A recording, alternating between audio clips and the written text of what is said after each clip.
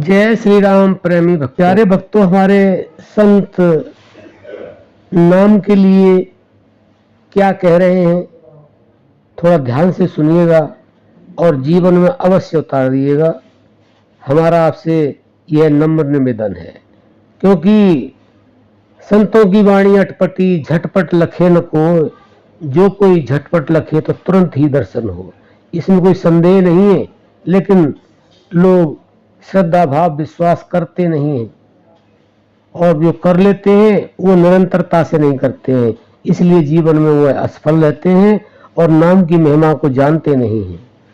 तो हमारे संत क्या लिख रहे हैं, कोटि करम कटे पलक में, जो रंचक आवे नाम, युग अनेक जो पुण्य करे, नहीं नाम बिन ठाम। बंधुओं, बहुत ही सार भर दिया है।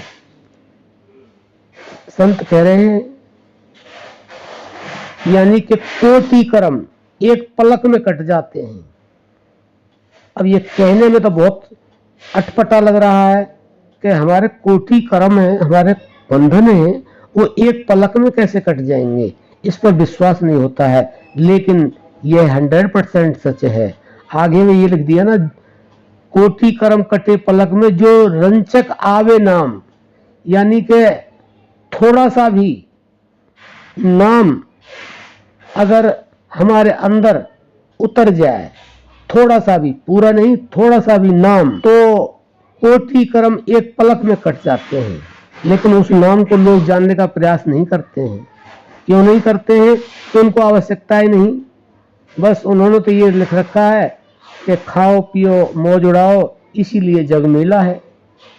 लेकिन ये मनुष्य किस लिए मिला है, ये हर इंसान नहीं समझता है, और जो समझ लेता है उसका कल्याण हो जाता है। तो आगे की लाइन में क्या कहा है, युग अनेक जो पुण्य करे, अनेक युगों में जो पुण्य किए हैं, उसके बावजूद भी अगर आपने नाम को नहीं जाना, उस नाम को अपने अंदर नहीं उतारा, तो ना कहीं नाम बिन ठाव, यानी कि कोई जगह नहीं मिलेगी आपको।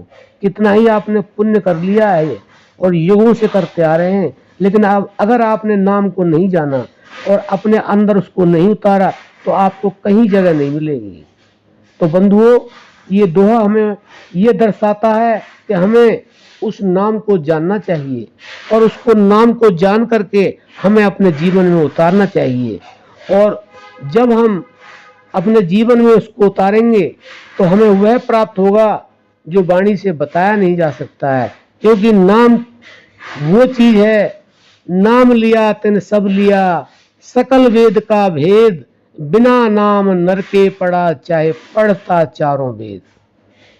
देखिए, चाहे चारों वेदों का पढ़ने वाला हो, अगर उसने नाम को नहीं जाना तो उसने कुछ भी नहीं किया है। और जिसने वेदों को नहीं पढ़ा और उस नाम को जान लिया, तो समझ लो उसने सब कुछ प्राप्त कर लिया। क्योंकि सारे वेदों का जो सार है वह केवल नाम है। अगर वेदों के अंदर से उस नाम को निकाल दिया जाए तो वेद सब हो जाते हैं, उनका कोई अस्तित्व नहीं रहता है। इसलिए बंधुओं, उस नाम को जानो और उस नाम को जान करके अपने जीवन में उतारो। अब प्रश्न यह आता है, आप यह भी सोचेंगे सुन करके कि वह नाम है क्या।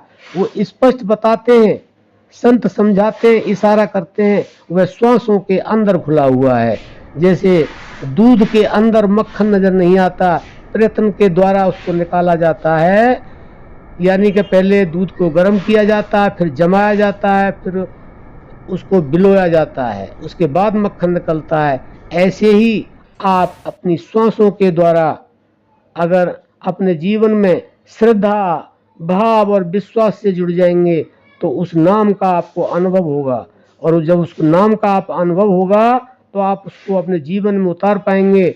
और आपने अपने जीवन में उतार लिया तो आपका कल्याण निश्चित है, और आपको वह प्राप्त होगा जिसके लिए आप इस दुनिया में आए हैं।